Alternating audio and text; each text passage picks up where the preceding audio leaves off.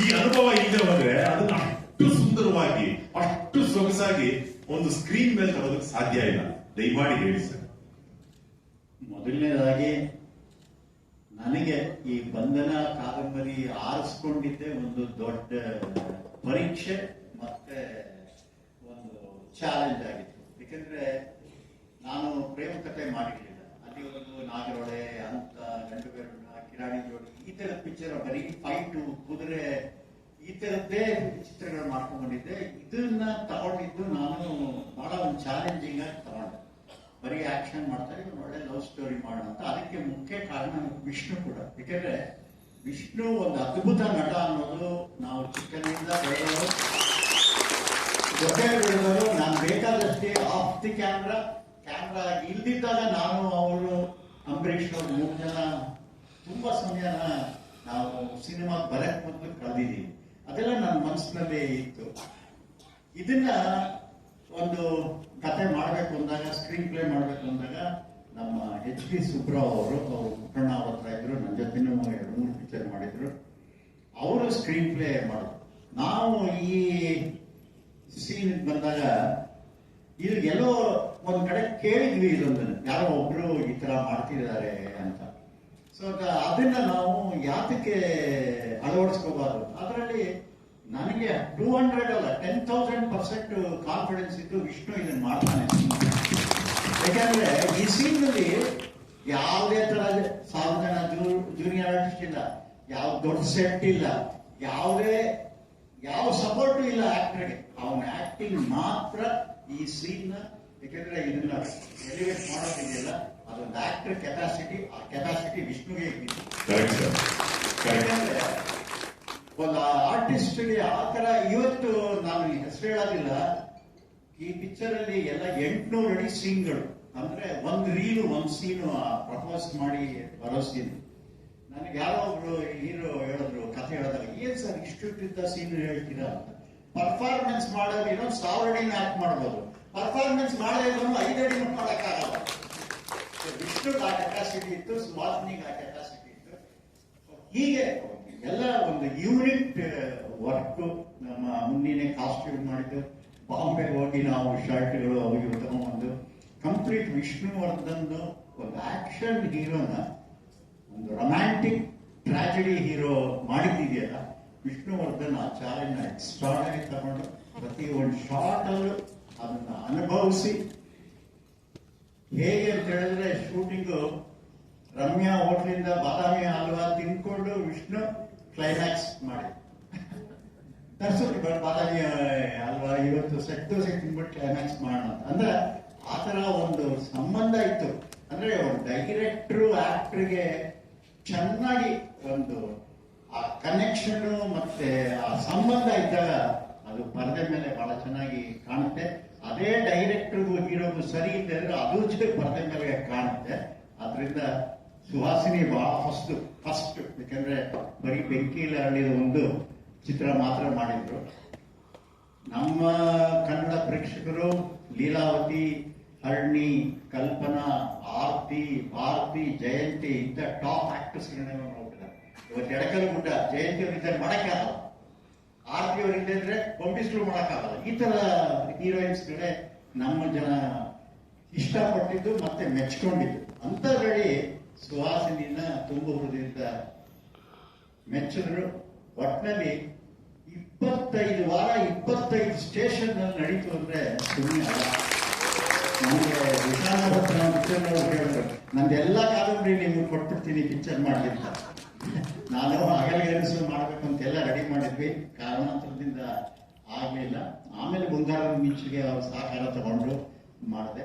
So ಆತರ ಕತೆ ಸತ್ವ ಚೆನ್ನಾಗಿದ್ದಾಗ, ಡೈರೆಕ್ಟರ್ ಅದ್ರ ಮೇಲೆ ಚೆನ್ನಾಗಿ ಕೆಲಸ ಮಾಡಿದಾಗ, ಈ ಶಿಲ್ಪಿ ಹೇಗೆ ಒಂದು ಇದನ್ನ ಕೆತ್ತಿ ಪೀಸ್ ಮಾಡ್ತಾರೆ ಹಾಗೆ ಮಾಡಿದ್ವಿ. ಸೊ ಒಂದು ಎಂಟೈರ್ ಯೂನಿಟ್ ಕೆಲಸ ಮಾಡ್ತು. ಯಾಕೆಂದ್ರೆ ನಮ್ಮ ರಾಜಾರಾಮ್ ಹೋಗ್ಬೋದು, ನಮ್ಮ ಎಡಿಟರ್ ಕೃಷ್ಣ ಅವರು ತುಂಬಾ ಬಹಳ ಅದ್ಭುತವಾದ ಎಡಿಟರ್. ನಾನು ಫಸ್ಟ್ ಕಟ್ ಮಾಡಿದಾಗ 37,000 ಅಡಿ, 37,000 ಫೀಟ್. ಜ್ವರ ಬಂದ್ಬಿಡ್ತು ನನಗೆ ನೋಡ್ಬಿಟ್ಟು, ಎಲ್ಲಪ್ಪ ಕಟ್ ಮಾಡೋದು ಅಂತ 2 ದಿವಸ ಬಿಟ್ಬಿಟ್ಟು ಬಂದ್ಬಿಟ್ಟಿದೆ. ಮುನ್ನೆ ಹೋಗಿದ್ದೇನೆ, ಹಾಡು ಒಂದು ರೆಕಾರ್ಡ್ ಮಾಡ್ಕೊಂಡು ಬಂದಾಗ ಅದು ನಮ್ಗೇನು ಅಷ್ಟು ಚೆನ್ನಾಗಿಲ್ಲ, ಏನ್ ಸಾಂಗ್ ಸ್ಲೋ ಆಗಿದೆ ಅಂತ. ಅದೇ ಬಣ್ಣ ಬಣ್ಣ ಸಾಂಗು. ಆಮೇಲೆ ಆ ಬಣ್ಣ ಬಣ್ಣ ಸಾಂಗು ಎಲ್ಲ ಕನ್ನಡ ಚಿತ್ರರಂಗದ ಒಂದು ಬಣ್ಣನೇ ಬದಲಿಸ್ಬಿಡ್ತದೆ. ಖಂಡಿತ ಈ ಚಿತ್ರದಲ್ಲಿರುವ ಎಲ್ಲ ಹಾಡುಗಳು ಇವತ್ತು ನೋಡಿದ್ರೆ ಗುನ್ಗುನಿಸ್ಬೇಕು ಅನ್ಸುತ್ತೆ. ನಾನು ಆಗ್ಲೇ ಒಂದು ಹಾಡು ಬಂದಾಗ ವಿಷ್ಣು ಅವ್ರದ್ದು ಎಲ್ಲರಲ್ಲಿ ಚಪ್ಪಾಳೆ ಹೊಡೆದು ವಿಜಿಲ್ ಹೊಡೆದಿದ್ದನ್ನ ಕೇಳಿಸ್ಕೊಂಡೆ ನಾನು. ಇವತ್ತಿಗೂ ಹಚ್ಚ ಹಸುರಾಗಿದೆ ಆ ಹಾಡುಗಳೆಲ್ಲ. ಆಮೇಲೆ ಸರ್, ಈ ಕಾದಂಬರಿಯಲ್ಲಿ ಇರುವ ಕಥೆಗೂ ನೀವು ಚಿತ್ರಕಥೆ ಮಾಡಿಕೊಂಡಾಗ, ನೀವು ಸೀನ್ ವೈಸ್ ಮಾಡಿಕೊಂಡಾಗ ಎಷ್ಟು ಮಟ್ಟಿಗೆ ನಿಮ್ಮ ಬೇರೆಯನ್ನ ಒಳಗ ಹಾಕಿ ಇರೋದನ್ನ ಸ್ವಲ್ಪ ತೆಗೆದ್ರಿ ಅನ್ನೋದನ್ನ ದಯವಿಟ್ಟು ಪ್ರೇಕ್ಷಕರಿಗೆ ಹೇಳಿದ್ರೆ. ನೋಡಿ, ಏನಾಗುತ್ತೆ ಅಂದ್ರೆ, ಒಂದು ಕಾದಂಬರಿ ಓದಕ್ ಚಂದ. ಒಬ್ಬೊಬ್ಬರೇ ನಾವು ಓದುವಾಗ ನಮ್ಮ ಕಲ್ಪನೆಗೆ ಒಂದೊಂದು ಸಿನಿಮಾ ಮಾಡ್ಕೋಬಹುದು. ಬಟ್ ಆದ್ರೆ ಒಂದು ಕಾದಂಬರಿನ ಲಕ್ಷಾಂತರ ಜನ ನೋಡ್ಬೇಕು ಅಂದಾಗ ಅದಕ್ಕೆ ಸಿನಿಮಾದ ಆದ ಅದೇ ಒಂದು ಕೆಲವು ಫಾರ್ಮುಲಾಗಳು ಅಥವಾ ಪ್ರಯೋಗಗಳು ಈ ತರದ್ದೆಲ್ಲ ಆ ಕಾದಂಬರಿಲಿ ಮಾಡ್ಬೇಕಾಗತ್ತೆ. ಎಷ್ಟೋ ಸರಿ ಪುಟ್ಟಣ್ಣವ್ರ ಮೇಲೆ ಒಂದು ಅಪವಾದ ಇತ್ತು, ಕತೆ ತಗೋತಾರ, ಏನೂ ಇರೋದಿಲ್ಲ, ಬರೀ ಕ್ಯಾರೆಕ್ಟರ್ ತಗೊಂಡಿದಾರಂತ. ಅದು ತಪ್ಪಲ್ಲ. ಒಬ್ಬ ಡೈರೆಕ್ಟರ್ ಅಂದವನು ಅವನೊಬ್ಬ ಆಥರ್ ಅಂತ ಪ್ರಪಂಚ ಹೇಳ್ಬಿಟ್ಟಿದೆ. ಯಾಕೆಂದ್ರೆ ಆಥರ್ ಪುಸ್ತಕ ಬರೀತಾರೆ, ಸಿನಿಮಾ ಬರೆಯೋ ಆಥರ್ ಯಾರು ಅಂದ್ರೆ ಡೈರೆಕ್ಟರ್. ಅದು ಇವತ್ತು ಆಥರ್ ಅಂತ ಹೆಸರು ಕೊಟ್ಟಿದ್ದಾರೆ. ಆದ್ರಿಂದ ನಾವು 2.5 ಗಂಟೆನಲ್ಲಿ ಸಿನಿಮಾ ಕತೆ ಹೇಳಬೇಕು. ನೀವು ಪುಸ್ತಕ 1 ತಿಂಗಳು ಓದ್ತಿರೋ, 6 ತಿಂಗಳು ಓದ್ತಿರೋ, ಬಿಟ್ಟು ಓದ್ತಿರೋ, ಅದು ಬೇರೆ ಒಂದು ಇಮ್ಯಾಜಿನೇಷನ್. ಬಟ್ ಸಿನಿಮಾ ಹಂಗಲ್ಲ. 2.5 ಗಂಟೆ ನಿಮ್ಮನ್ನ ಕೂಡಿಸ್ಬಿಟ್ರೆ ನಾವು, ನೀವು ದುಡ್ಡು ಕೊಟ್ಟು ಬಂದಿರ್ತೀರ, ವಾಪಸ್ ಹೋಗೋಗಿಲ್ಲ, ವಾಪಸ್ ಹೋದ್ರೆ ಬೈಕೊಂಡು ಹೋಗಂಗಿಲ್ಲ. ಆಮೇಲೆ ಆ ಪ್ರೇಕ್ಷಕರು ನಮಗೆ ಪಾಪ ಎಷ್ಟು ಕಷ್ಟಪಟ್ಟು ದುಡ್ಡು ಸಂಪಾದನೆ ಮಾಡಿರ್ತಾರೋ, ಎಲ್ಲಿ ಸಂಪಾದನೆ ಮಾಡಿರ್ತಾರೋ, 50-100 ರೂಪಾಯಿ ಕೊಟ್ಟು 2.5 ಗಂಟೆ ಕೂತಾಗ ಅವ್ರ ಮನಸ್ಸನ್ನ ಪೂರ್ಣವಾಗಿ ನಾವು ಎಷ್ಟು ಸಾಧ್ಯ ಆಗುತ್ತೆ ರಚಿಸೋದಕ್ಕೆ ಈ ನವರಸ ಅಂತ ಏನ್ ಹೇಳ್ತೀವಿ ಅದನ್ನೆಲ್ಲ ಕಥೆನಲ್ಲಿ ತರಬೇಕಾಗುತ್ತೆ. ಆ ತರ ತಂದ್ರೇನೆ ಅದೊಂದು ಪೂರ್ಣ ಕಥೆ ಆಗೋದು ಅಂತ ನನ್ನ. ಎಸ್ ಸರ್, ಇಡೀ ಸಿನಿಮಾದಲ್ಲಿ ನೀವು ಎಲ್ಲೂ right from first frame to climax last scene ವರೆಗೂ ಒಂದು ವೈದ್ಯಕೀಯ ವೃತ್ತಿಯನ್ನ ವೈಭವೀಕರಿಸಿದ್ದೀರ. ಅಂದ್ರೆ ವೈದ್ಯೋ ನಾರಾಯಣೋ ಹರಿಗೆ ಅಂತ ಹೇಳಿದ ಹಾಗೆ ಪೇಷಂಟ್ ನಂಬ್ಕೊಂಡು ಬರುವಂತಹ ಡಾಕ್ಟರ್ ಅವನಿಗೆ ಸರಿಯಾದ ಟ್ರೀಟ್ಮೆಂಟ್ ಕೊಡಬೇಕು ಅಂತ ತೋರಿಸಿದ್ದೀರ. ಆದ್ರೆ ಲಾಸ್ಟ್ ಸೀನ್ ಅಲ್ಲಿ ಒಬ್ಬ ವೈದ್ಯ ಸೋತಾಗ, ಒಂದು ಮಗು ಸಾಯುವ ಸ್ಥಿತಿಯಲ್ಲಿ ಇರುವಾಗ ಆ ವೈದ್ಯ ದೈವದ ಮೊರೆ ಹೋಗ್ತಾನೆ. ಇದು ಕಾದಂಬರಿಯಲ್ಲಿ ಅದೇ ತರ ಇದ್ದ, ಅಥವಾ ನೀವು ವಿಜ್ಞಾನಕ್ಕೂ ದೈವಕ್ಕೂ ತಾಳೆ ಹಾಕಿ ಆ ದೃಶ್ಯವನ್ನ ನಿರ್ಮಾಣ ಮಾಡೋದು? ಕಾದಂಬರಿಯಲ್ಲಿ ಸೀನ್ ಇರಲಿಲ್ಲ. ಕಾದಂಬರಿ ಇರಲಿಲ್ಲ, ಇದು ನಾನೇ ಕ್ರಿಯೇಟ್ ಮಾಡಿದ ಸೀನ್. ಯಾಕೆಂದ್ರೆ ಒಂದು ಪೊಯೆಟಿಕ್ ಜಸ್ಟಿಫಿಕೇಶನ್ ಕೊಡಬೇಕು. ಪ್ಲಸ್ ದೈವನೂ ಇದೆ, ನಂಬಿಕೆನೂ ಇದೆ. ಯಾಕೆಂದ್ರೆ ನಮ್ಮ ಭಾರತದಲ್ಲಿ ಹಿಂದೂಗಳು ಎಸ್ಪೆಷಲಿ ನಂಬಿರೋದು ದೇವರನ್ನ ನಂಬಿದ್ದಾರೆ.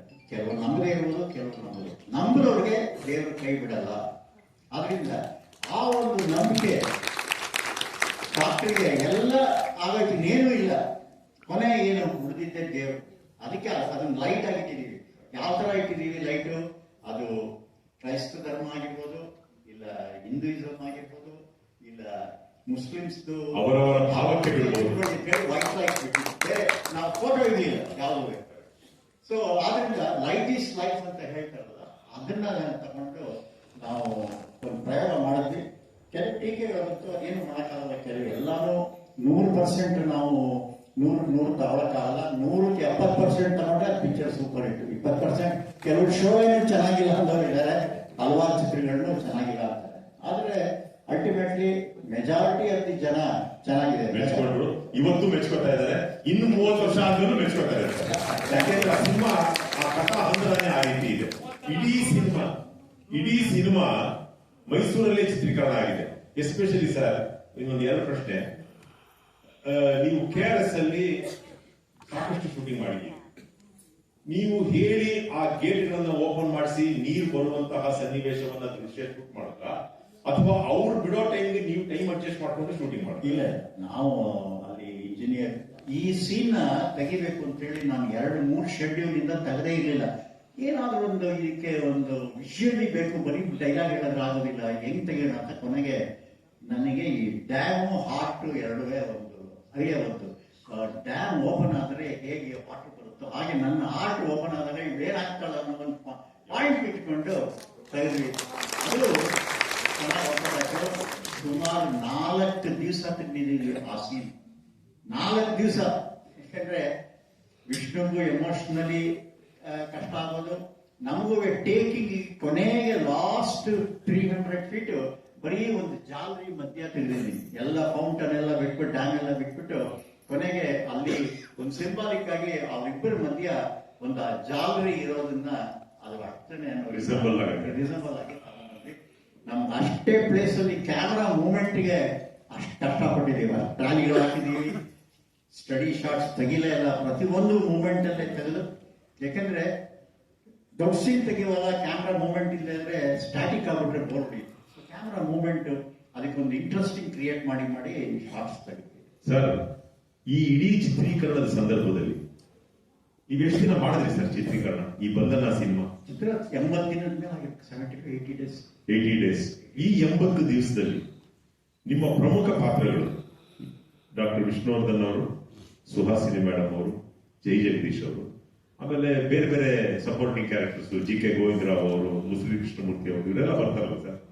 ಯಾರಿಗಾದ್ರೂ ಯಾವ್ದಾದ್ರೂ ಸಂದರ್ಭದಲ್ಲಿ ನೀವು ಕೋಪ ಮಾಡ್ಕೊಂಡು ಬೈದಿದ್ದು ಅಂತ ಸರ್? ಇಲ್ಲ, ನಾನು ಯಾರಿಗೂ ಕೋಪ ಮಾಡ್ಕೊಳ್ಳೇ ಇಲ್ಲ. ಯಾಕೆಂದ್ರೆ ಪ್ರತಿಯೊಬ್ಬರಿಗೂ ನಾವು ಟೈಮ್ ಕೊಟ್ಟಿದ್ವಿ. ಯಾಕೆಂದ್ರೆ ನನಗೆ ಹೊಸದು ಈ ತರ ಪಿಕ್ಚರ್ ಹ್ಯಾಂಡಲ್ ಮಾಡೋದು. ಬೇರೆ ಈಗ ಆಕ್ಷನ್ ಪಿಕ್ಚರ್ ಅಲ್ಲಿ ಏನ್ ಬೇಕಾದ್ರೂ ಮಾಡ್ಬೋದು, ಒಂದು ಫೈಟ್ ತೆಗೆದು ಹಾಕ್ಬಿಡ್ಬೋದು, ಒಂದು ಸಾಂಗ್ ಹಾಕ್ಬಿಡ್ಬೋದು, ಏನ್ ಬೇಕಾದ್ರೂ ಆಟ ಆಡ್ಬೋದು ಆಕ್ಷನ್ ಪಿಕ್ಚರ್ ನಲ್ಲಿ. ಬಟ್ ಎಮೋಷನ್ ಅಂಡ್ ಲವ್ ಸ್ಟೋರಿನಲ್ಲಿ ಕತೆ ಗಟ್ಟಿಯಾಗಿರ್ಬೇಕು, ಸೀನ್ಗಳು ಗಟ್ಟಿಯಾಗಿರ್ಬೇಕು, ಆಮೇಲಿಂದ ಅದು ಮೆಟ್ಲ್ ಎತ್ಕೊಂಡು ಕ್ಲೈಮ್ಯಾಕ್ಸ್ ಹೋಗ್ತಾನೆ ಇರ್ಬೇಕು. ಅದರಿಂದ ಇಟ್ ಇಸ್ ಎ ಚಾಲೆಂಜಿಂಗ್ ಒಂದು ಲವ್ ಸ್ಟೋರಿ ಆಕ್ಟ್. ವಂಡರ್ಫುಲ್. ನಿಮ್ಮಲ್ಲಿ ಯಾರಾದ್ರೂ ನಾವು ಕೇಳಿರೋ ಪ್ರಶ್ನೆಗಳನ್ನ ಬಿಟ್ಟು ಏನಾರ ಕೇಳೋದಿದ್ರೆ ಅಲ್ಲಿಂದಲೇ ಹೇಳಿ. ಒಂದು ವಿಷ್ಣು ಸರ್ ಪ್ರಪೋಸ್ ಮಾಡೋದನ್ನ ಮಾನೋ ಆಕ್ಟಿಂಗು ಹೆಚ್ಚು ನಾವು ನೋಡಿದಂತ ಮಾನೋ ಆಕ್ಟಿಂಗು ನಮ್ಮ ಕಾಲೇಜ್ ದಿನಗಳಲ್ಲಾಗ್ಲಿ ಅಥವಾ ಆರ್ಕೆಸ್ಟ್ರಾಗಳಲ್ಲಾಗ್ಲಿ ಆಸೀನೆ ಸರ್. ಯಾವುದೇ ಆರ್ಕೆಸ್ಟ್ರಾ ಹೋಗ್ಲಿ, ಯಾವುದೇ ಫಂಕ್ಷನ್ ಹೋಗ್ಲಿ, ಮೊದಲು ಮಾಡ್ತಾ ಇದ್ದಂತ ಮಾನೋ ಆಕ್ಟಿಂಗ್ ಆರ್ಟಿಸ್ಟ್ ಮಾಡ್ತಾ ಇದ್ದ ಸೀನ್ ಇದೇನೆ. ಸತ್ವ ಇತ್ತು, ಎಫೆಕ್ಟಿವ್ ಆಗಿದೆ. ವೇಟ್ ಇತ್ತು. ಮೊದಲನೆಯದಾಗಿ ಪ್ರಸಿದ್ಧ ನಿರ್ದೇಶಕರಾದ ಶ್ರೀ ರಾಜೇಂದ್ರ ಸಿಂಗ್ ಬಾಬು ಅವರಿಗೆ ಮತ್ತು ಇಲ್ಲಿ ಉಪಸ್ಥಿತರಿರುವ ಶ್ರೀ ಜೈ ಜಗದೀಶ್ ಅವರಿಗೆ ಮತ್ತು ಉಷಾ ನವರತ್ನರ ಪ್ರಸಿದ್ಧ ಕಾದಂಬರಿಗಾರ್ತಿ ಅವರ ಸುಪುತ್ರಿಗೆ ಎಲ್ಲರಿಗೂ ಧನ್ಯವಾದಗಳು. ನನ್ನ ಪ್ರಶ್ನೆ ಇಷ್ಟೇ, 41 ವರ್ಷದ ಹಿಂದಿನ ಆ ಒಂದು ಅದ್ಭುತವಾದ ಒಂದು ಕಾದಂಬರಿಯನ್ನ ತಾವು ವಸ್ತುವನ್ನಾಗಿ ಇಟ್ಕೊಂಡು ಇವತ್ತಿಗೂ ಸಹ ನಮ್ಮ ಶ್ರೀನಾಥ್ ವಸಿಷ್ಠರವರು ಹೇಳಿದಾಗೆ ನಮ್ಮನ್ನ ಪೂರ್ತಿ ರೆಸ್ಟ್ ರೂಮ್ಗೂ ಸಹ ಹೋಗಬಾರ್ದು ಅನ್ನೋ ರೀತಿಯಲ್ಲಿ ಹಿಡಿದಿಟ್ಕೊಳ್ತಕ್ಕಂತ ಒಂದು ಸಿನಿಮಾನ ನೀವು ಕಾದಂಬರಿ ಆಧರಿಸಿ ತೆಗೆದಿದ್ದೀರಾ. ಸೊ ಅಷ್ಟು ಎವರ್ ಗ್ರೀನ್ ಫಿಲಂ ಅಂತಾರಲ್ಲ, ಆ ಒಂದು ಲಿಸ್ಟಿಗೆ ಸೇರ್ತಕ್ಕಂಥ ಸಿನಿಮಾ. ಇದೇ ರೀತಿ ಹಲವಾರು ಸಿನಿಮಾಗಳು ಸಹ ಬಂದಿದೆ. ಅವೆಲ್ಲ ನಾನು ಅಬ್ಸರ್ವ್ ಮಾಡಿರೋ ಪ್ರಕಾರ ಎಲ್ಲ ಕಾದಂಬರಿ ಆಧಾರಿತ ಸಿನಿಮಾಗಳು. ನಾನು ಇತ್ತೀಚಿನ ಸಿನಿಮಾಗಳನ್ನ ನಾನು ಕ್ರಿಟಿಸೈಸ್ ಮಾಡ್ತಿಲ್ಲ, ಆದ್ರೂ ಎಲ್ಲೋ ಒಂದು ಸ್ವಲ್ಪ ಒಂದು ಕಾಲ್ ಭಾಗ ನೋಡುವ ಅಷ್ಟೊಳಗೆ ಹೋಗೋಣ ಪ್ರಶ್ನೆ ಅಂತ ಇದಾಗ್ತಾ ಇದೆ. ನಾನು ಕೇಳೋದಿಷ್ಟೇನೆ, ಅದ್ಭುತವಾದ ಕಾದಂಬರಿಗಳು ಈಗಲೂ ಸಹ ಲೈಬ್ರರಿಗಳಲ್ಲಿ ಅಲ್ಲಿ ಇಲ್ಲಿ ಮಲಗಿದೆ, ಯಾರು ಈಚೆ ತೆಗಿತಾ ಇಲ್ಲ. ಹಾಗಾಗಿ ಅಂತ ಕಾದಂಬರಿಗಳನ್ನ ನೀವು ಹೆಕ್ಕಿ ಬಂಧನದಂತ ಅದ್ಭುತ ಸಿನಿಮಾಗಳನ್ನು ಮಾಡಲಿಕ್ಕೆ ಉತ್ತಮವಾದ ಕಥಾವಸ್ತುಗಳನ್ನಿದೆ, ಈಗಲೂ ಯಾಕೆ ಮಾಡಬಾರ್ದು? ಥಿಯೇಟರ್ಗಳು ಒಡೆಯೋದು ತಪ್ಪತ್ತೆ, ಮತ್ತೆ ಉದ್ಯೋಗಾವಕಾಶಗಳು ಇನ್ನೂ ಸೃಜನೆ ಆಗುತ್ತೆ. ಇದೊಂದು ತುಂಬಾ ಬೃಹತ್ತಾದ ಒಂದು ಉದ್ಯಮ, ಸಿನಿಮಾ ಉದ್ಯಮ ಅಂತಕ್ಕಂಥದ್ದು. ಸೊ ಉದ್ಯೋಗಾವಕಾಶಗಳು ಇನ್ನೂ ಸೃಜನೆ ಆಗುತ್ತೆ. ನಾವು ಯಾಕೆ ಮನಸ್ಸು ಮಾಡಬಾರ್ದು? ಯಾಕೆ ಮಾಡ್ತಾ ಇಲ್ಲ? ಅದು ಏನು ಪ್ರಾಬ್ಲಮ್ ಇದೆ? ನೋಡಿ, ಕಾದಂಬರಿಗಳು ಮಾಡೋದಕ್ಕೆ ಈಗ ಒಂದು ಅಡಿಗೆ ಚೆನ್ನಾಗಿ ಆಗ್ಬೇಕಾದ್ರೆ ಅದಕ್ಕೆ ಒಂದು ಒಳ್ಳೆ ಒಲೆ ಬೇಕು, ಅದಕ್ಕೆ ಒಳ್ಳೆ ಸೌದೆ ಬೇಕು, ಒಳ್ಳೆ ಪಾತ್ರೆ ಬೇಕು, ಅದಕ್ಕೆ ಉಪ್ಪು ಬೇಕು, ಖಾರ ಬೇಕು, ನೀರು ಬೇಕು, ಮಸಾಲೆ ಬೇಕು, ಒಳ್ಳೆ ತರಕಾರಿ ಬೇಕು. ಇದೆಲ್ಲ ಆದ್ರೂ ಒಬ್ಬ ಅಡಿಗೆಯವರು ಚೆನ್ನಾಗಿರ್ಬೇಕು, ಆಮೇಲೆ ಊಟ ಮಾಡೋರು ಚೆನ್ನಾಗಿರ್ಬೇಕು. ಹಾಗಿದೆ ಕಾದಂಬರಿಗಳು ತುಂಬಾ ಇದೆ, ಒಂದಲ್ಲ, ಇನ್ನು ಕನ್ನಡದಲ್ಲಿ 100 ಕಾದಂಬರಿಗಳಿದೆ. ನಾನು ಇವತ್ತಿಗೂ ನಮ್ಮ ನಾಯಕರ ನಟರಿಗೆ ಹೇಳೋದು, ಕಾದಂಬರಿ ಚಿತ್ರ ಮಾಡಿ, ವರ್ಷಕ್ಕೆಲ್ಲ 2 ವರ್ಷಕ್ಕೆ ಒಂದು ಪಿಕ್ಚರ್ ಆದ್ರೂ ಮಾಡಿ ಅಂತ. ನಾನು ಆ ಪ್ರಯತ್ನ ಈಗ ಮದಕರಿ ನಾಯಕ ಕಾದಂಬರಿನೇ ಇದ್ದಿದ್ದು, ಅದನ್ನೇ ಮಾಡಕ್ಕೆ ಪ್ರಯತ್ನ ಪಟ್ವಿ.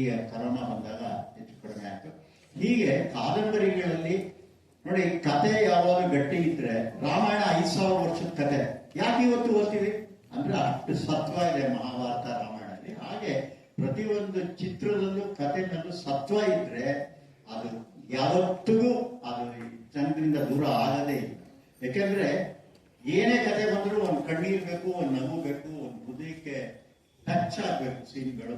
ಇವತ್ತು ಸ್ಟಾರ್ ವಾರ್ಸ್ ಅಂತ ತೆಗೆದ್ರು, ಚಂದ್ರಲೋಕದಲ್ಲಿ ತೆಗೆದ್ರು, ಅಲ್ಲೂ ಕಣ್ಣೀರ್ ಹಾಕ್ಸಿದ್ರು. ಅಂದ್ರೆ ಕೆಲವು ಹ್ಯೂಮನ್ ಎಮೋಷನ್ಸ್ ಇದೆ, ಅದು ಯಾವತ್ತೂ ಬಿಟ್ಟು ಸಿನಿಮಾ ಮಾಡಕ್ ಆಗೋದೇ ಇಲ್ಲ. ಅದರಿಂದ ಕಾದಂಬರಿಗಳು ಮಾಡ್ಬೇಕು ಅಂತಿಲ್ಲ.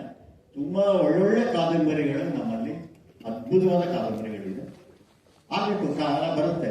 ಯಾಕೆಂದ್ರೆ ಹಿಂಗೆ ಸುತ್ತುತ್ತೆ ಚಕ್ರ, ಈ ಚಕ್ರ ಸುತ್ತದೆ ಎಲ್ಲ ಬೇರೆ ಎಲ್ಲ ನೋಡಿದ್ಮೇಲೆ ಓ ನಮ್ಮ ಕನ್ನಡದ ಕಾದಂಬರಿಗಳೇ ಚಂದ ಅಂತ ಮತ್ತೆ ವಾಪಸ್ ಬರ್ತಾರೆ ಅಂತ ಕಾಣುತ್ತೆ. ರಾಜೇಶ್ ಅವರು ಬಂದಿದ್ದಾರೆ, ಅವರು ಅಭಿಮಾನಿಗಳು ದಯವಿಟ್ಟು ರಾಜೇಶ್ ಸರ್ ಮೇಲೆ ಬಂದು ಹೇಳಿ ಸರ್. ರಾಜೇಶ್ ಸರ್ ದಯವಿಟ್ಟು.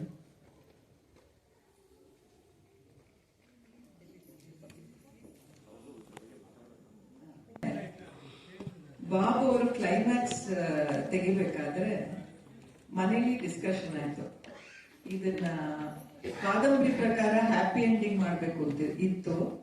ಆದ್ರೆ ಅವರು ಇಲ್ಲ, ಇದನ್ನ ಈ ತರ ಎಂಡಿಂಗ್ ಮಾಡ್ಬೇಕು ಅಂತ. ಅವಾಗ ನಾವೆಲ್ಲ ವೋಟ್ ಹಾಕಿದ್ರು ಬಾಬುಗೆ ಇದೇ ತರ ಮಾಡ್ಬೇಕು, ಪ್ರೋಗ್ರೆಸಿವ್ ಆಗಿ ಥಾಟ್ ತಗೋಬೇಕು ಅಂತ ಹೇಳಿ.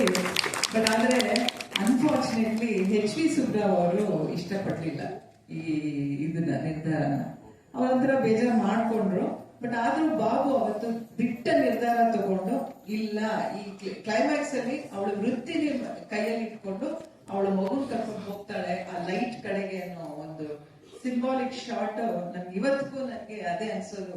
41 years back Hi took the decision. ತುಂಬಾ ದೊಡ್ಡ ಗಲಾಟೆ ಆಗಿ ಇದು this is the right decision sir ನೀವು ತಗೊಂಡಿದ್ದು. ಯಾಕೆಂದ್ರೆ ಅಷ್ಟೆಲ್ಲ ಬೈದಿರೋನು, ಇನ್ನೊಬ್ಬಳ ಜೊತೆ, ಇನ್ನೊಬ್ಬ ಗಂಡಸಿನ ಜೊತೆ ನಿನ್ನ ಸಂಬಂಧ ಇದೆ, ನೀನ್ ದೇಹವನ್ನ ಹಂಚ್ಕೊಂಡಿದ್ಯಾ ಅಂತಲ್ಲ ಒಬ್ಬ ಗಂಡ ಅದೊಂದು ಹೆಂಡತಿಗೆ ಬೈದಾಗ ಆ ಮಗುನ ಎತ್ಕೊಂಡು ಮುಂದೆ ಅವನ ಜೊತೆ ಬದುಕೋದಿಕ್ಕೆ ಹೇಗ್ ಸಾಧ್ಯ? ಆ ಮಗುನ್ ನೋಡಿದಾಗೆಲ್ಲಾನು ಅವನೇ ಡಾಕ್ಟರ್ ಹರೀಶೇ ನೆನಪಾಗ್ತಾ ಇರ್ತಾನೆ. ಸೊ ನಿಮ್ಮ ನಿರ್ಧಾರ ಅವತ್ತು ತಗೊಂಡಿದ್ದು, ಇವತ್ತು ಅದರ ಫಲವನ್ನ ನಾವೆಲ್ಲರೂ ನೋಡಿದೀವಿ, ಖುಷಿ ಪಟ್ಟಿದ್ದೀವಿ ಸರ್. ಕೆಲವು ಸರಿ ಡೈರೆಕ್ಟರ್ ಅಂದವನು ಅಲ್ಲೇ ಬರೋದು, ಎಲ್ಲಾರ ಮಾತು ಕೇಳಕ್ಕಾಗಲ್ಲ. ಅವನು ಕೊನೆಗೆ ಅದು ತಪ್ಪಾಗ್ಬೋದು, ಇಲ್ಲ ಅದು ಹ್ಯಾಪಿ ಆಗ್ಬೋದು. ಆದ್ರೆ ಆ ಡಿಸಿಷನ್ ಇದೆಯಲ್ಲ ಅದೇ ಡೈರೆಕ್ಟರ್. ಅದಕ್ಕೆ ಡೈರೆಕ್ಟರ್ನ ಡಿಕ್ಟೇಟರ್ ಅಂತ ಹೇಳ್ತಿದ್ದಾರೆ, ಅದಕ್ಕೆ ಕ್ಯಾಪ್ಟನ್ ಆಫ್ ದಿ ಶಿಪ್ ಅಂತ ಹೇಳ್ತಿದ್ದಾರೆ.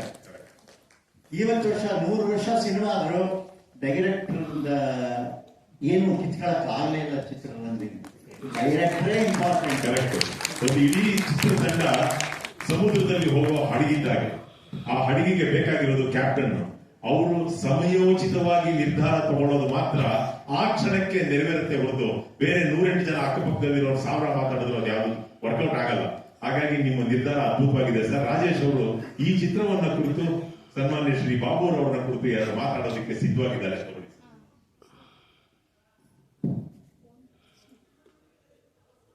ನಾನೆಲ್ಲ ಕಡೆ ಸಾಮಾನ್ಯವಾಗಿ ಹೇಳುದು, ಇವರೆಲ್ಲ ಸಿನಿಮಾದಲ್ಲೂ ತೋರಿಸೋದು ನಾವು ಅಂದ್ರೆ ನಾನು ಎಲ್ವೆ ರಾಜೇಶ್ ಅಂತ deputy superintendent of police.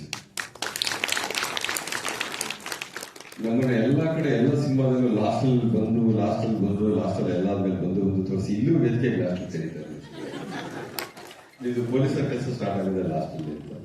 Sir, ತಾವು ಕೊಟ್ಟಂತಹ ಅದ್ಭುತ ಚಿತ್ರಗಳು ನಾವು ಅವಾಗೇನು ಕಾಲೇಜ್ ಮಟ್ಟದಿಂದ ಅಭಿವೃದ್ಧಿಯಾಗಿದ್ದಾಗ ನೋಡ್ಕೊಂಡು ಬಂದಿದ್ದೀವಿ. ಅದನ್ನು ಯಾವತ್ತೂ ಮರೆಯಕ್ಕೆ ಆಗದೆ ಇರತಕ್ಕಂತಹ ಚಿತ್ರಗಳು ಸರ್.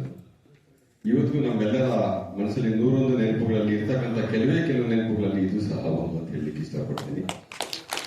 ಯಾವತ್ತೂ ನಾವು ಸುಮಾರು ಚಿತ್ರಗಳಲ್ಲಿ ಒಬ್ಬ ನಾಯಕ ನಟನಾಗಿ ನೋಡಿದಂತಹ ಇವ್ರನ್ನ ಆ ಚಿತ್ರದಲ್ಲಿ 1-2 ನಿಮಿಷದಲ್ಲಿ ಇವ್ರ ಎಕ್ಸ್ಪ್ರೆಷನ್ ಎಷ್ಟು ಕೆಟ್ಟದಾಗಿ ಚೇಂಜ್ ಮಾಡ್ಕೊಳ್ತಾರೆ ಅಂತಂದ್ರೆ ನಮ್ಗೆಲ್ಲ ಆಶ್ಚರ್ಯ ಆಯ್ತು.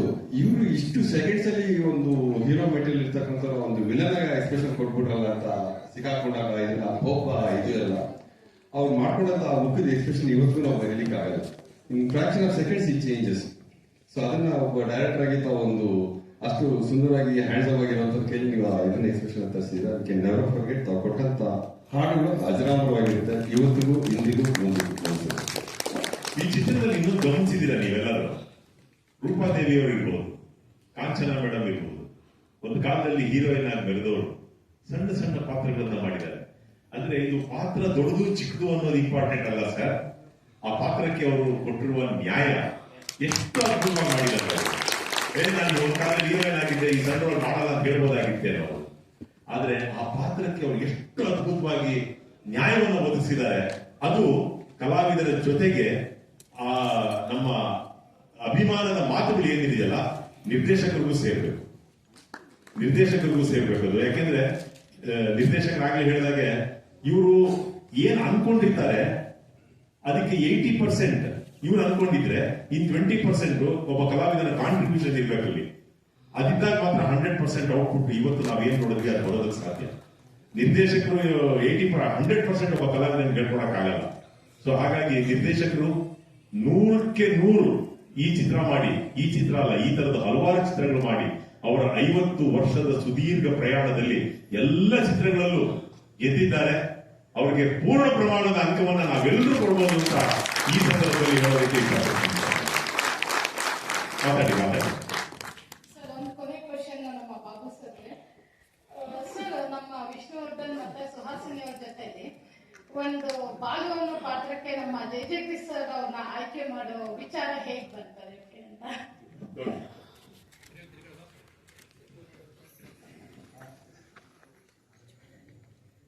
ಅದು ಈ ಚಿತ್ರ ಕತೆ ಮತ್ತೆ ಇದ್ರ ನಡೆದ ರೀತಿಗಳೆಲ್ಲ ಹೇಳ್ಬೇಕಾದ್ರೆ ಒಂದು ಪುಸ್ತಕ ಬರೀಬೇಕಾಗ್ತಿದೆ. ಫಸ್ಟ್ ಇದ್ದಿದ್ದೇ ಅಂಬರೀಷ್ ಮತ್ತು ಲಕ್ಷ್ಮೀಕಾಯಿ ಮಾಡಿಸ್ಬೇಕು ಅಂತ ಇಟ್ಟಿದೆ ನನಗೆ, ಆಗಲಿಲ್ಲ. ಆಮೇಲಿಂದ ಹೀಗೆ ಇದ್ದಾಗ ವಿಷ್ಣುವರ್ಧನ್ ಆದ್ಮೇಲೆ ವಿಷ್ಣುವರ್ಧನ್ಗೆ ಎಷ್ಟು ಸುಂದರವಾಗಿದಾರೋ ಅಷ್ಟೇ ಒಂದು ಸುಂದರವಾದ ನಟ ಬೇಕು, ಇದಕ್ಕೆ ವಜ್ರಮುನಿ ಹಾಕಕ್ ಆಗ್ತಿರ್ಲಿಲ್ಲ. ಅಂದ್ರೆ ಆ ತರ ಒಂದು ಚಾಕ್ಲೇಟ್ ಹೀರೋ ಅಂತಲ್ಲ, ಒಂದು ಪರ್ಫಾರ್ಮೆನ್ಸ್ ನೋಡಿ ಸುಂದರವಾಗಿರುವವರು ಒಳಗಡೆ ಆ ಪರಿಸ್ಥಿತಿಗಳು ಆ ತರ ಮಾಡ್ಬಿಡುತ್ತೆ. ಅದೇನು ಅವರು ಬೇಕು ಅಂತ ಮಾಡ್ಕೊಂಡಿದ್ದಾರೆ, ಆ ಪರಿಸ್ಥಿತಿ ಅವತ್ತಿನ ಆ ಸೀನ್ಗಳು, ಅಲ್ಲಿ ಅವಳ ಟೈಮಿಂಗು ಇವಳ ಟೈಮಿಂಗು ಅದು ಹೇಗೆ ಹೊಂದಾಣಿಕೆ ಹೋದ್ರೆ ಲೈಫಲ್ಲಿ ಹೋಗುತ್ತೆ ಅಂತೇಳಿ ಇದ್ದಾಗ ಜಗದೀಶ್ ಅವರು ಅವಾಗ ಇದು ಆಕ್ಚುಲಿ ಒಂದು ಹೀರೋ ಕ್ಯಾರೆಕ್ಟರ್. 2 ಹೀರೋಗಳೇ ಈ ಪಿಕ್ಚರ್ ಅಲ್ಲಿ, ಒಂದು ಬಾಲು, ಒಂದು ಹರೀಶ್. ಆಮೇಲೆ ಆಕ್ಚುಲಿ ಎಷ್ಟು ರಿಸ್ಕ್ ತಗೊಂಡಿದ್ದೆ ಅಂದ್ರೆ ನಾನು ವಂದನ ಸಾಂಗ್ ನ ಜಗದೀಶ್ ಅವ್ರಿಗೆ ಹಾಕಿದ್ವಿ.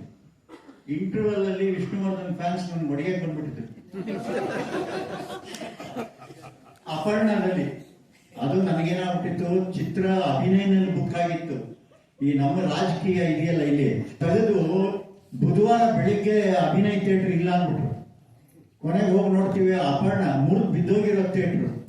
ಒಂದಿಷ್ಟು ಸುಣ್ಣ ಬಣ್ಣ ಹೊಡಿಸಿ 4-5 ಚೇರ್ ಹಾಕ್ಸಿ ಸರಿ ಮಾಡಿಸಿ ಒಳ್ಳೆ ಕ್ರೌಡು. ಅಲ್ಲಿ ನನ್ನ ಹತ್ರ ಗಲಾಟೆ ಮಾಡ್ತಿದ್ದಾರೆ. ನನಗೆ ಎಲ್ಲಿ ಕೋಪ ಬಂತು, ನೋಡಿಯಪ್ಪ ನಾನು ಮಾಡಿದ್ದೀನಿ, ನೀವು ಇಷ್ಟ ಆಯ್ತು ನೋಡಿ, ಇನ್ನು 2ನೇ ಹಾಫ್ ನೋಡ್ಬಿಟ್ಟು ಆಮೇಲೆ ಹೇಳಿ ಅಂತ. ಆಮೇಲೆ ಬಂದು ತಪ್ಕೊಂಡ್ರು.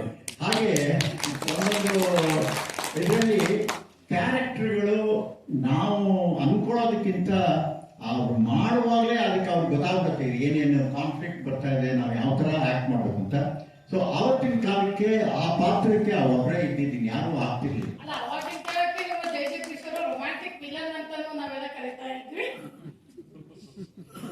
ರೊಮ್ಯಾಂಟಿಕ್ ಆಗಿ ಇದ್ದಿದ್ದವರು, ಆದ್ರೆ ಸರ್ಕಮ್ಸ್ಟೆನ್ಸಸ್ ಲೈಫಲ್ಲಿ ಒಂದೊಂದ್ಸರಿ ಮ್ಯಾಚ್ ಆಗಲ್ಲ.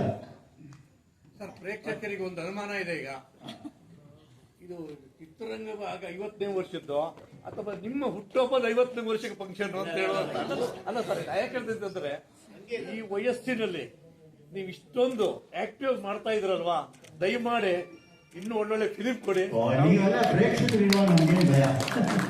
ಕನ್ನಡ ಚಲನಚಿತ್ರ ಇತಿಹಾಸದಲ್ಲಿ 50 ವರ್ಷಗಳ ಸುದೀರ್ಘ ಪ್ರಯಾಣವನ್ನು ಮಾಡಿ ಪ್ರೇಕ್ಷಕರ ಮನಸ್ಸಿನಲ್ಲಿ ಉಳಿಯುವಂತಹ ಅದ್ಭುತವಾದ ಚಲನಚಿತ್ರಗಳನ್ನ ನಿರ್ಮಾಣ ಮಾಡಿ ನಿರ್ದೇಶನ ಮಾಡಿ ಕನ್ನಡ ಪ್ರೇಕ್ಷಕರಿಗೆ ನೀಡಿದ ಶ್ರೀಯುತ ರಾಜೇಂದ್ರ ಸಿಂಗ್ ಬಾಬುರವರಿಗೆ ನಾವು ಎಲ್ಲರ ಪರವಾಗಿ ಹೃತ್ಪೂರ್ವಕವಾದಂತಹ ಧನ್ಯವಾದಗಳು. ಅವರ ಈ ಪ್ರಯತ್ನ ನಿರಂತರವಾಗಿ ಕನ್ನಡ ಚಿತ್ರರಂಗಕ್ಕೆ ಸಾಗಿ ಅಂತ ನಾನು ಈ ಸಂದರ್ಭದಲ್ಲಿ ಕೇಳ್ಕೊತೀನಿ. ಈ ಶುಭ ಸಂದರ್ಭದಲ್ಲಿ ನಮ್ಮ ಜೊತೆ ವೇದಿಕೆಯ ಮೇಲೆ ಕುಳಿತು ಅವರ 4 ಅದ್ಭುತವಾದ ಮಾತುಗಳನ್ನ ಆಡಿದಂತಹ ಶ್ರೀಮತಿ ಆರತಿ ವೆಂಕಟೇಶ್ ಅವರಿಗೆ ನೆನಪಿನ ಕಾಣಿಕೆಯನ್ನ ಈ ಸಂದರ್ಭದಲ್ಲಿ ಕೃಷ್ಣೇಗೌಡರು ನೀಡ್ತಾ ಇದ್ದಾರೆ. ಮನೋಜ್ಞ ಅಭಿನಯವನ್ನ ನೀಡಿರ್ತಕ್ಕಂತಹ ಜಗದೀಶ್ ಅವರು, ಓ ಮೈ ಗಾಡ್, ಅವರಿಗೆ ನೆನಪಿನ ಕಾಣಿಕೆ ಕೃಷ್ಣೇಗೌಡರು ನೀಡ್ತಾ ಇದ್ದಾರೆ. ಚಲನಚಿತ್ರ ನಿರ್ದೇಶಕರು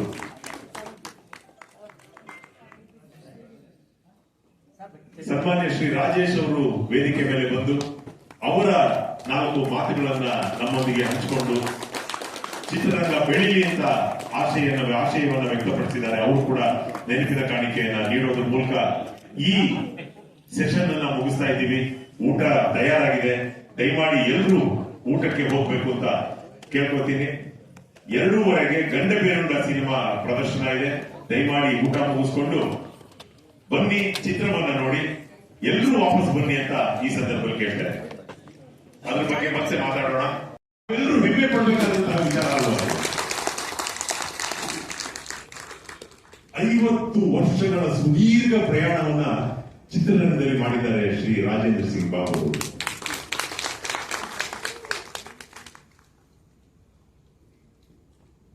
ಈ ಕಥೆಯನ್ನ ಸೃಷ್ಟಿ ಮಾಡೋದಲ್ಲ, ಶ್ರೀಮತಿ ಉಷಾ ನವರತ್ನ ಅವರ ಸುಪುತ್ರಿ ಅವರು ನಮ್ಮೊಂದಿಗಿದ್ದಾರೆ. ದಯಮಾಡಿ ಮೇಡಮ್ ವೇದಿಕೆಗೆ ಬರಬೇಕು. ಶ್ರೀಮತಿ ಆರತಿ ವೆಂಕಟೇಶ್ ಅವರು ದಯಮಾಡಿ ವೇದಿಕೆಗೆ ಬರಬೇಕು. ಕಡೆಯ ದೃಶ್ಯದಲ್ಲಿ ನಾವೆಲ್ಲರೂ ಒಂದು ಪುಟ್ಟ ಮಗು ನೋಡಿದ್ವಿ. ನಮ್ಮ ವಿಷ್ಣುವರ್ಧನ್ ಅವರು, ಅಂದ್ರೆ ಡಾಕ್ಟರ್ ಹರೀಶ್ ಅವರು ತಮ್ಮ ಪ್ರಾಣವನ್ನ ಕೊಟ್ಟು ಮಗುವಿಗೆ ಜನ್ಮ ಕೊಟ್ಟರು. ಆದ್ರೆ ಆ ಮಗುವಿಗೆ ಪ್ರಾಣ ಬಂತು. ಆ ಮಗುನು ಇವತ್ತು ಈ ಸಿನಿಮಾ ನೋಡಿದ್ರೆ ಖಂಡಿತವಾಗ್ಲೂ ಆ ಮಗು ಕಣ್ಣಲ್ಲಿ ಕೂಡ ನೀರು ಬರುತ್ತೆ. ಯಾಕಂದ್ರೆ 40 ವರ್ಷ ಆಗೋಗಿದೆ ಈ ಸಿನಿಮಾ ಬಂದು. ನಿಜವಾಗ್ಲೂ ಹೇಳ್ತೀನಿ, ಇಂತಹ ಒಂದು ಸಿನಿಮಾ ನೋಡಿದ ನಾವುಗಳೇ ಧನ್ಯರು.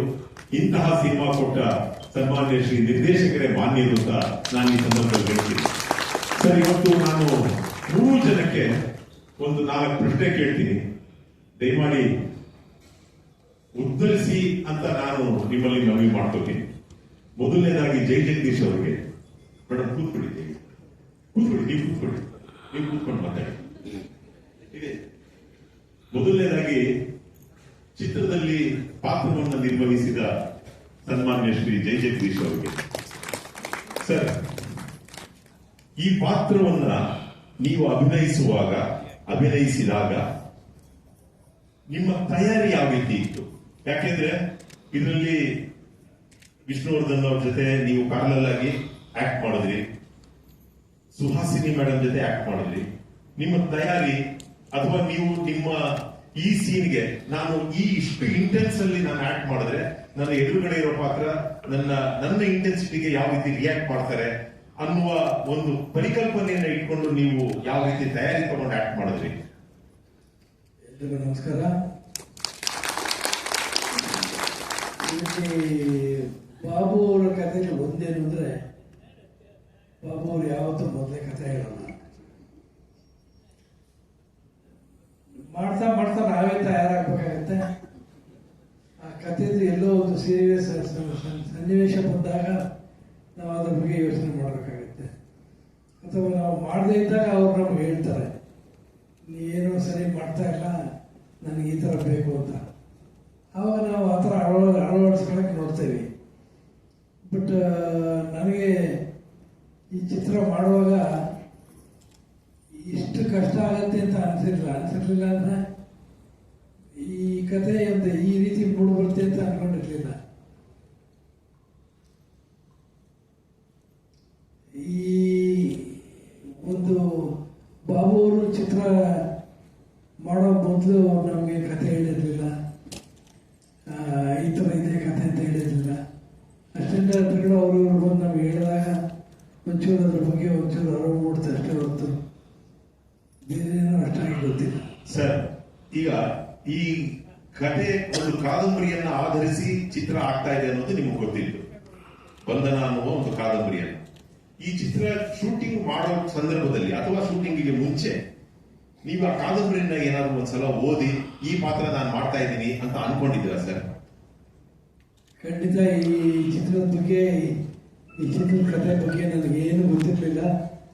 ಮಧ್ಯದಲ್ಲಿ ಒಂದು ಅರ್ಧ ಚಿತ್ರ ಆದಾಗ ನನಗೆ ಈ ಕಥೆ ಹೀಗೆ ಹಾಗೆ ಅಂತ ಹೇಳಿದಾಗ ಸ್ವಲ್ಪ ಇಂಟ್ರೆಸ್ಟ್ ಬಂದು ಪುಸ್ತಕ